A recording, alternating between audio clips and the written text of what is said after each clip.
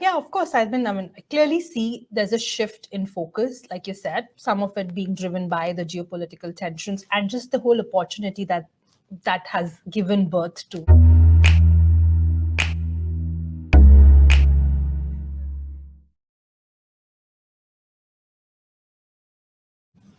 Hi, everyone, and welcome back to another episode of The Curious Investor. I'm Fiona, and this is our Market Strategist Charu Chanana. Hi, Fiona. Great to be back with you on the next episode. Yes, and it's really nice to see you again. So today we'll be discussing about the topic of investing in India and whether India will become the next China. So we've all seen how India has become so fast growing, and it's in fact the fastest growing economy in the world right now. And it's been gaining a lot of investor interest. Well, there's a lot of discussions about this, surrounding India with the recent Adani crisis. Yeah. But we've also heard a lot about how India is going to be the next big thing in this decade. So yeah, Charu, maybe you can share a bit about your thoughts on this. Yeah, absolutely, Fiona. I think, again, a great topic of interest. Investors have been curiously looking at India and whether they can, pull out their investments from China and what are the alternatives that they have in space. And the only reliable answer that comes through usually is India. But having said that, we certainly know that it is difficult to be the next China. But just coming from a very low base where India is right now, I think it does provide investors a lot of opportunities to be excited about.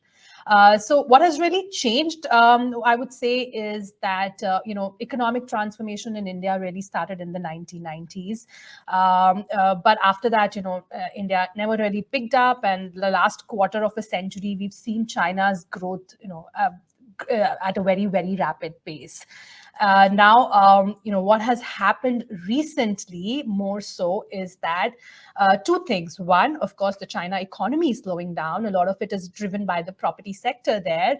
But like we've seen in the past few months as well, after the reopening of China, after the COVID-19 lockdowns, even consumption demand has not been picking up in line with expectations.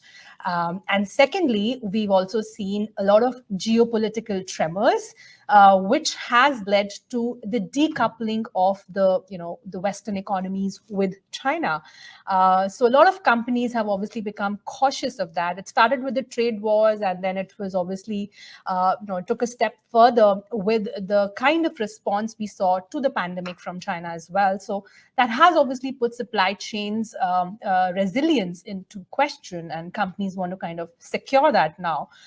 So that drive to move their manufacturing bases out of China, or at least to have one more additional supply unit set up elsewhere, just to ensure reliability of your supply chains, has become extremely important.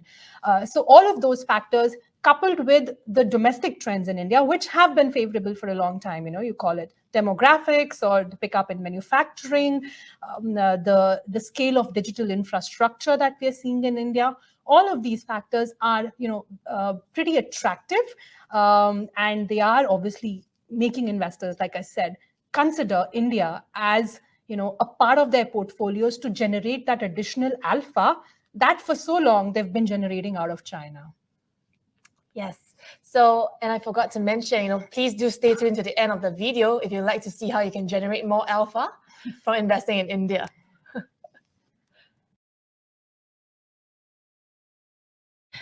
Yes, and Charu, now that we see how India's population has reached a really important milestone, because it has become it's overtook China as the most populous country. That's right. Yes, so India not only has the population momentum, but even the growing working age population has become really impressive, with over half of the population being under 30 years old. That's right. Yeah, so this is in contrast with many other developed Asian countries that is actually seeing a contrast, seeing more of an aging population and therefore declining working age population. Mm-hmm. So Charu, I'm just very curious on your thoughts on this. Do you think that this young demographics is actually beneficial for India? Mm-hmm. Or do you think it might actually be a burden to them, given that there's so many, much more young people? Yeah, no, that's exactly the point, right? The population growth that India has seen is not coming from a healthcare reform and the longevity has gotten better. It's actually the working age population, like you rightly said. So it's estimated that by 2030, India will have 1 billion workers. So that's the kind of scale that India provides. And then the dependency ratio is very low. It's expected to be about 30% dependency ratio. So the people below 15 years of age or over 60 years of age is only expected to be about 30% of the working age population by 2030. So I think in that sense, yeah, theoretically, of course, it looks like India's population has a huge potential to contribute towards its next level of growth. Now, what really needs to be focused here is, will they be provided enough opportunities? So certainly, I think there are reforms that are taking place to kind of ensure that. We briefly touched upon the manufacturing side of things and how things are picking up there. So more manufacturing means more jobs for the Indian population, and that helps to improve the per capita income. At the same time, a lot of reforms are taking place to enhance the skills of the Indian labor force. So I think that's a huge positive as well. I mean, Indian population it's a good English-speaking population, and India has the largest number of STEM graduates. So STEM meaning science, technology, engineering, and mathematics graduates in the world. So I mean, those numbers are huge, and of course, there's going to be a constant need to invest in skill enhancement to be able to meet the demands of the labor force. And with AI and stuff, what we discussed in the previous episode as well, you would need to have a population that can do more higher value added tasks, because the lower value added task in due course of time would probably be done by your artificial intelligence chips and stuff. So I think that investment is taking place. And another positive factor that I see in this demographic space is the push that the Indian government is making in increasing the female share of the labor force as well. So right now, of course, the trend's been a bit discouraging. The female participation in the labor force has been going down. We're, I think, about 19% in India, whereas the world average is about 25%. But the expectation is to bring that up to about 50% by 2047. So I think that's, again, going to be a huge impetus to the kind of labor force that India can actually provide.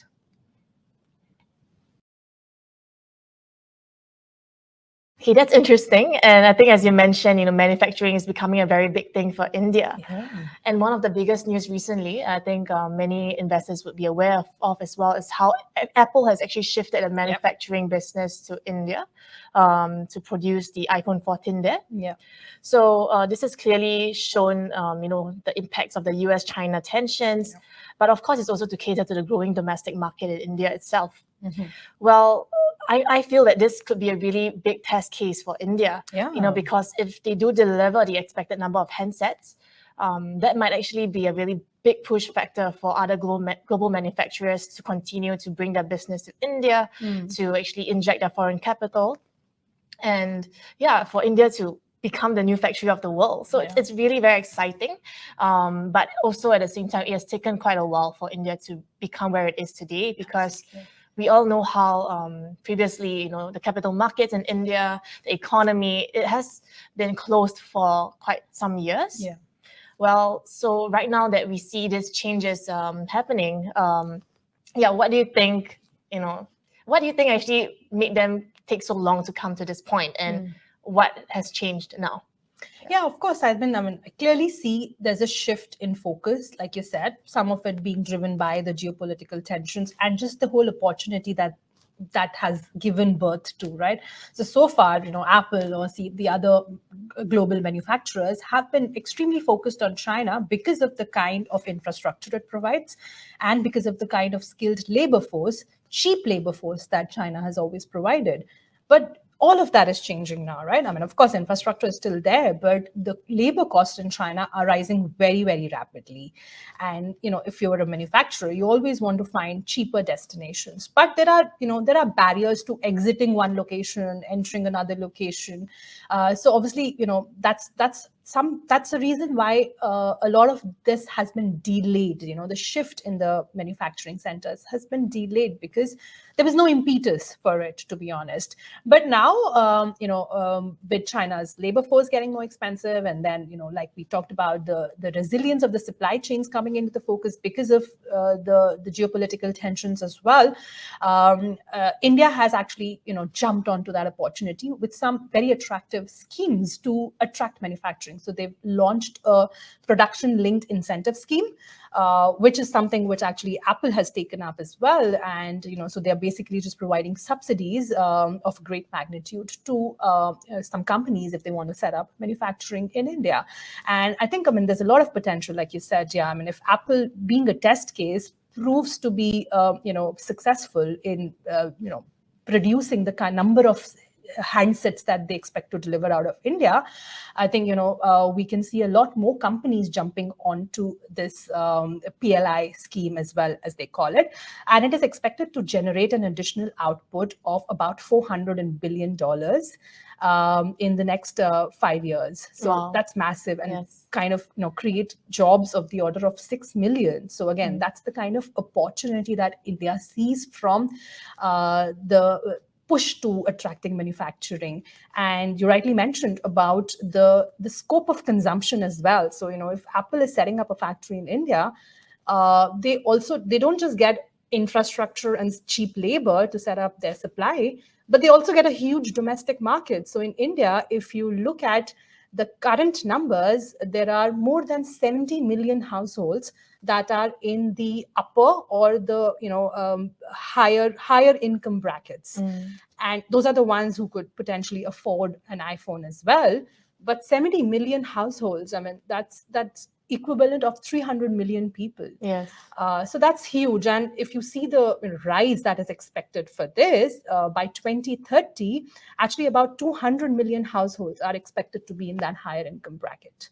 So just the scope of consumption demand in India also is huge. So obviously that's also a great push for these manufacturers to consider moving their supply chains to India.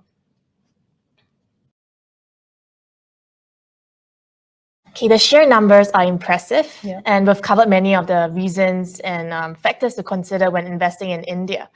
But we do, I do notice that most of the time investors, they tend to actually group India into the emerging market allocation bucket. So I'm just curious about this. Do you think that investors are actually losing out on a lot of large returns because they don't look at it as as a bucket itself, but they tend to group it in a bucket? Yeah, no, absolutely. If you look at the performances of MSCI World, MSCI Emerging Markets, MSCI India, MSCI China over the past several years, 5, 10, 15, whatever time frame you want to choose, you will see that MSCI India has more or less outperformed even MSCI Emerging Markets. So certainly, investors have been losing out on returns there. But having talked about that allocation to an EM basket, despite that, most portfolio managers have a dedicated mandate for China. And, obviously, the kind of returns China has generated over the past several decades now has always been the reason for that. But, again, coming back to the point that we started this discussion on, that additional alpha in your portfolios is not coming from China anymore. And investors usually chase growth. So I think, again, India has become very attractive for that reason, for the kind of growth it is expected to deliver, for the kind of returns it is expected to deliver. So if you actually just take IMF forecasts, for example, they are expecting India to grow at about 6% of the next 5 years. So just doing some rough calculations, I would say that would translate to a nominal growth of say 10 or 11%. Given inflation is about 4 or 5%, and if those kind of GDP growth numbers could translate into, company EPS numbers or revenue, sorry, not revenues, but bottom line numbers, so a lot of the index components can actually deliver returns of about 11, 12%, then if you're an active portfolio manager and you're picking the right companies, you can obviously see returns of the order of about 15% as well, coming from, some select Indian companies. Of course, that comes with its risks, right? I mean, investing in emerging markets always carries its risk. And, with India, we've seen that with the Adani crisis most recently as well. There have been concerns about corporate governance, about lack of transparency there. And that's something, of course, we need to be aware of as well. But like I said earlier, I mean, there are enough opportunities in the markets to which can help you to generate the returns that, are kind of offered in place of the risk that you're taking as well. And I think one of the other key factors that most investors may not be aware of is that if you look at the return correlations of an India index, the MSCI India, with some of the other key indices. So, again, MSCI World or S&P 500 or NASDAQ, there will be a lot of diversification benefits that can come to your portfolios by adding an MSCI India index, because it is the correlation with the other indices is extremely low. Wow, really? Yeah. Okay, I didn't know this. Yeah. So it's a good way to diversify. To diversify your portfolios as well, get some exposure to potentially a high return market as well. So. Okay. Yeah. So, I mean, I would really think that investors would start to consider, portfolio managers would have a mandate to consider dedicated allocations to India in due course of time.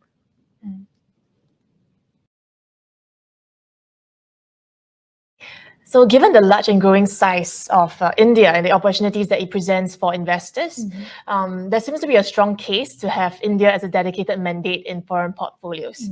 Well, but I think the key question here is, where do you see the opportunities? I mean, there's many sectors in India itself. So what should we be looking at? I mean, like I said, even a broad index should give you a good exposure because, it's really a very broad story in India.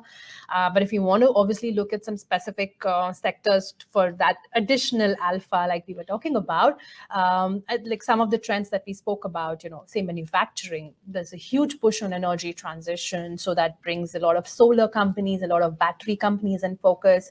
Always, if you see IT and electronics is quite attractive because of the consumer demand. There's healthcare, there's banks that are very interesting in India as well, given this increasing push on financial inclusion. And I think just the scope of the banking sector to spread to more and more to the rural areas. And if you look at the infrastructure focus that might come because of this increasing push to manufacturing as well, then there's cement companies, there's logistics companies that could be quite interesting as well.